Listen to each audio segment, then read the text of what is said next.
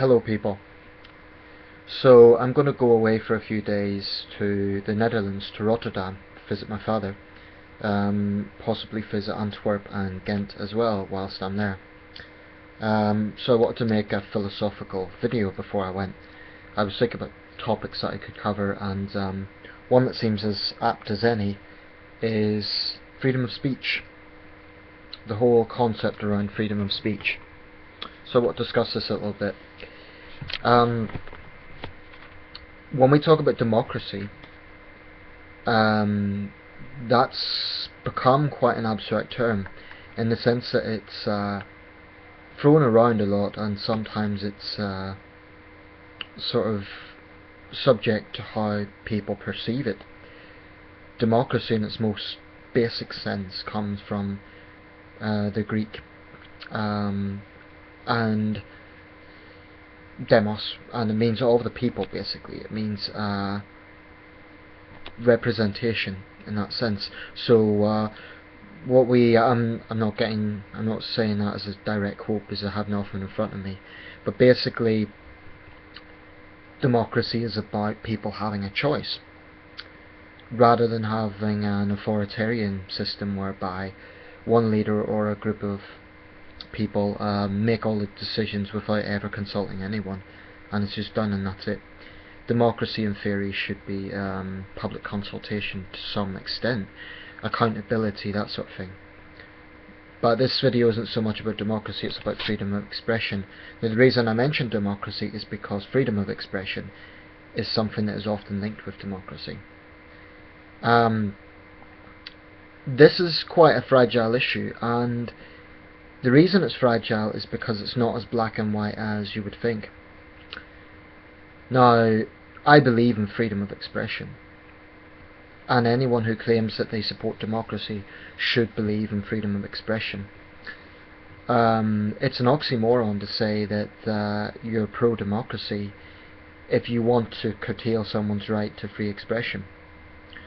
But where things get complex is where we talk about harmless free expression versus expression that could be perceived as actually dangerous.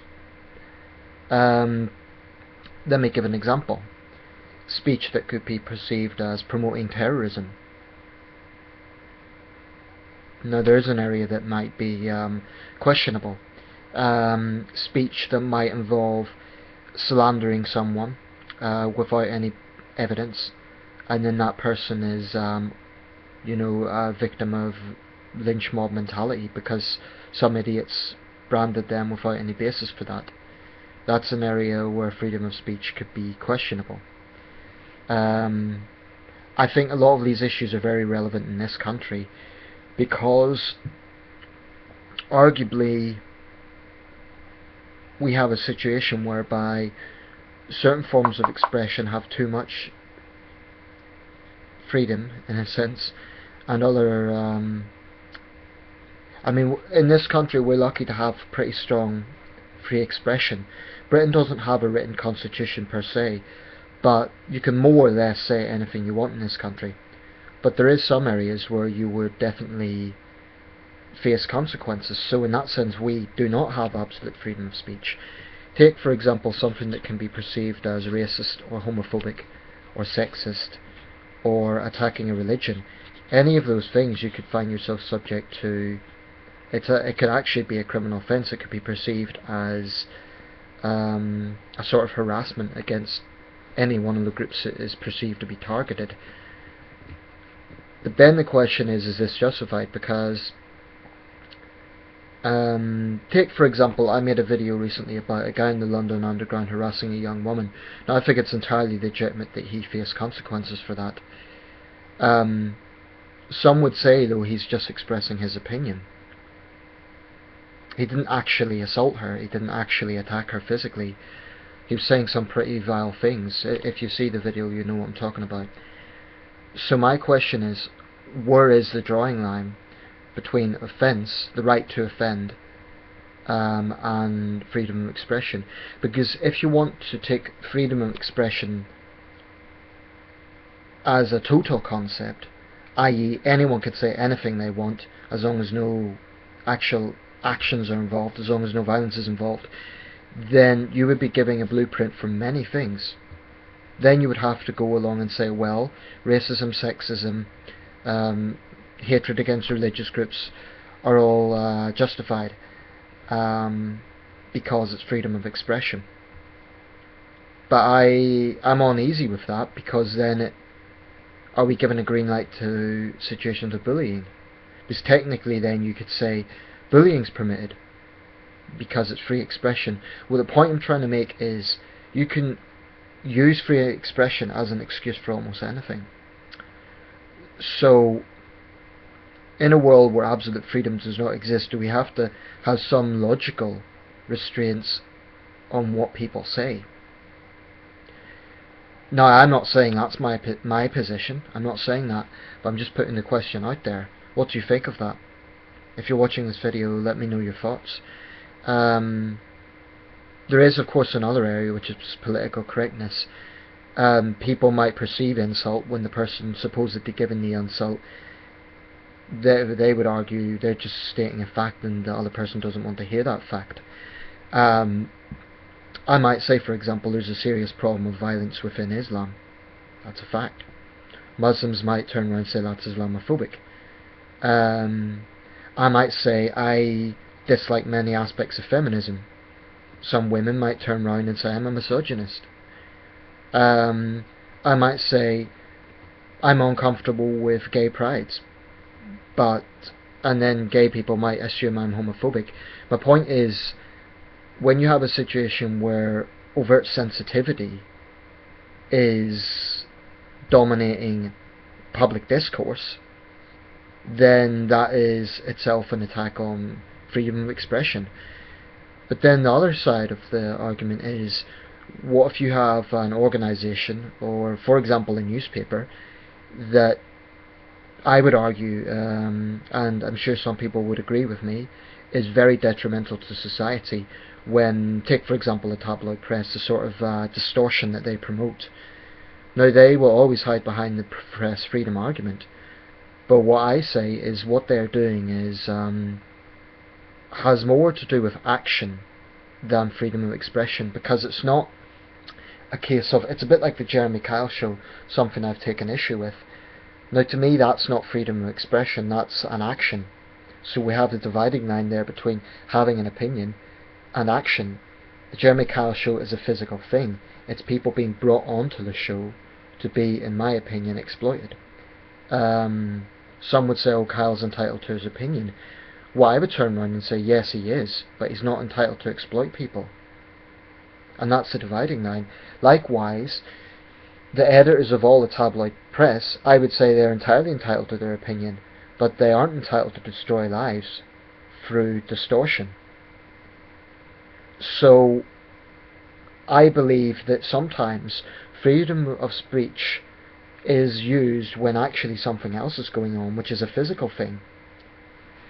There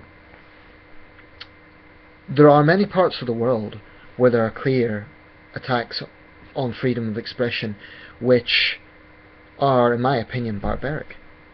Take, for example, the situation in Thailand. I've mentioned this before, the lèse-majesté laws. Up to 15 years for insulting the king. Just a second! Just 1 second, Mum!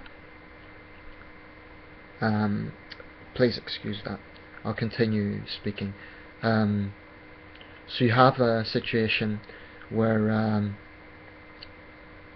lost my trail of thought now. You have a situation where people are making an opinion, and that, in my view, is a completely harmless opinion. It might insult people, but it's harmless. And they're being locked away for up to 15 years. Now, this sort of attack on freedom of expression is barbaric, as far as I'm concerned. Because let's be quite clear, these people who are being jailed for under lèse-majesté charges are not terrorists. They're not issuing any threats to the king. They're not issuing any threats to the Thai people. They're not causing any public disorder. None of those things. And yet, in the Thai criminal system, they're held as criminals. That's just one example. In Pakistan, you have the blasphemy laws, which again, I would argue is a massive violation against freedom of expression. Now, I cannot think of any particular equivalent laws in this country, and that's not a case of saying we are better than them sort of thing. I try to avoid that sort of jingoism, although I am grateful that we don't have it. But I think that with the freedom of expression argument, the problem is it absolute? If you believe in freedom of expression, do you say, well then anyone can say whatever they want? Or do you say there are some things that can cause damage to other people, that can hurt other people? And I'm not talking about hurt feelings. I disregard hurt feelings because I think anyone can whinge about having hurt feelings. I mean, for example, as someone who's suffered unemployment, I very regularly get pissed off with how the tabloid press deal with that, but I would never say they have no right to talk about it. I do think that they distort the situation, and I believe I have a right to counter-attack them as trashy filth, which I think they are. So then maybe that's the issue. If there's freedom of speech, then you have to allow the person who's being insulted a rebuttal. And that's the problem sometimes with freedom of expression, the perception that only one side is having a view. So this is not a black and white issue, because, like I said, there might be areas where, for example, glorification of terrorism. What if you have a situation where an Islamist imam is promoting jihad, violent jihad, online? Now, let's say that person is not technically committing any violence himself. He is not actually planting any bombs himself, he's not actually supplying any weapons himself, etc. Nevertheless, he's promoting violent jihad. So is that a question of, well, he has a right to that expression? Or, I mean, there was a period in the 80s when Margaret Thatcher censored IRA messages, which is a controversial decision. Some would say she was blocking political opinion. Her government argued they were not giving a platform to terrorists, which, by the way, I understand, because make no mistake about it, the IRA were terrorists. Let's have no political correctness around this issue. They kill men, women and children, civilians. That is the definition of a terrorist. You can't gloss it over. So that's my opinion, okay? You might disagree, but that's just my opinion. I'll round this off soon because I'm just putting general thoughts out there. I think if you believe in freedom of expression, then you have to be consistent and support all freedom of expression, all opinions. I mean, the right to having all opinions. But it's about the way people put out their opinions. In the case of the tabloid press, I do think there should be some curtailments on what they can publish, because if they make an outright lie about someone or distort a situation, that is dangerous. They're in a position of responsibility, and that goes beyond having an opinion. It's not like the editor of those papers goes on a radio show and says, oh, this is my opinion about this subject. A newspaper is actually an active tool. It's a physical thing in the sense that it is influencing public opinion. So I would argue it's just as much physical as it is opinion. And when you distort that sort of information, I absolutely think there should be some curtailments. Likewise, I would understand why people would say the Jeremy Kyle show should be banned, because that, in my opinion, that isn't about freedom of expression. It's not like Jezza is coming on some talk show and just giving his opinion. He's actually physically bribing people to go on his show and exploiting them. And I've made my views about that show very clear, so I'm not going to go into it in this video.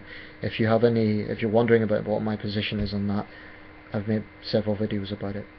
Anyway, I'm going to round it off there, so let me know your thoughts. Is freedom of speech absolute? And if it is, well then, I would argue that everyone who is a victim of, for example, distortion or lies or whatever would have a right to rebut that 100%. That's another problem with the tabloid press. They have the upper hand, so it's not an equilibrium whereby the people they target can equally express their opinion, or if they can express their opinion, it's not a level playing field. So that's another issue that has to be explored when we talk about freedom of expression. If people aren't giving airtime to voice their expression, then